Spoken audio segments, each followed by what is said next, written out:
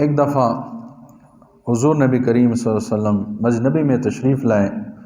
اور ممبر پر تشریف فرما ہوئے اور یہ آیت حضور صلی اللہ علیہ وسلم نے تلاوت فرمائی، فَمَن يُرِدِ اللَّهُ أَن يَهْدِيَهُ يَشْرَحْ صَدْرَهُ لِلْإِسْلَامِ۔ اللہ رب العزت جس کے ساتھ ہدایت کا ارادہ فرما لیتے ہیں، یشرح صدرہ للاسلام، تو اس کے سینے کو اسلام کے لیے کھول دیتے ہیں۔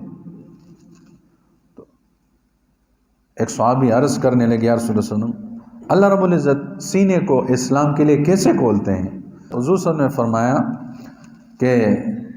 جس بندے کو اللہ رب العزت ہدایت یافتہ بندہ بنانا چاہتے ہیں تو اس کے سینے میں ایک نور داخل فرما دیتے ہیں، جس کی وجہ سے اس کا سینہ کشادہ ہو جاتا ہے، وسعت آ جاتی ہے، اللہ تعالیٰ کے ہر حکم کو ماننا اس کے لیے آسان ہو جاتا ہے، اور اللہ رب العزت کی ہر نافرمانی سے بچنا اس کے لیے آسان ہو جاتا ہے۔ ایک دوسرے صحابی عرض کرنے لگے، یا رسول اللہ صلی اللہ علیہ وسلم، ہمیں کیسے پتہ چلے گا کہ ایک بندہ ہدایت یافتہ بن گیا ہے، ہدایت یافتہ بن گیا ہے، کامل ہدایت والا بن گیا ہے، کامل مومن بن گیا ہے، اس کے سینے میں ہدایت کا نور اللہ نے ڈال دیا ہے، اس کی کوئی علامت ہوگی؟ ہر کوئی کہے گا میں تو ہدایت یافتہ ہوں، میں کامل مومن ہوں۔ تو حضور صلی اللہ علیہ وسلم نے فرمایا، ہاں، جو بندہ ہدایت یافتہ بن جاتا ہے،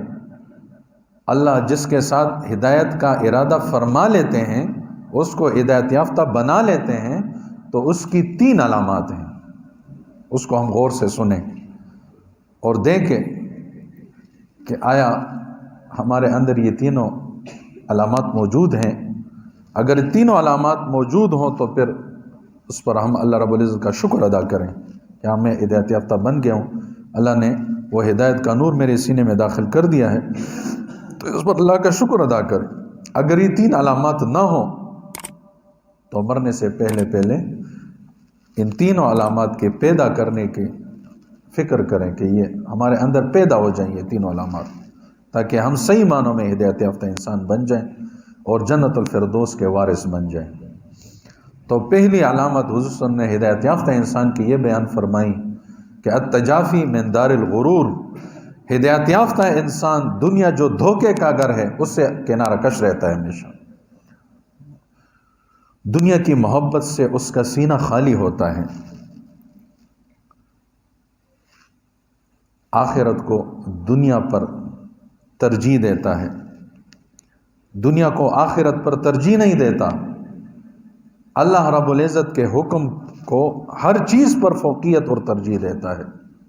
ہدایت یافتہ انسان، اس کے دل میں اللہ کی محبت ہوتی ہے، دنیا کی محبت سے اس کا سینہ خالی ہوتا ہے۔ یہ ہدایت یافتہ انسان کی پہلی علامت ہے، کیونکہ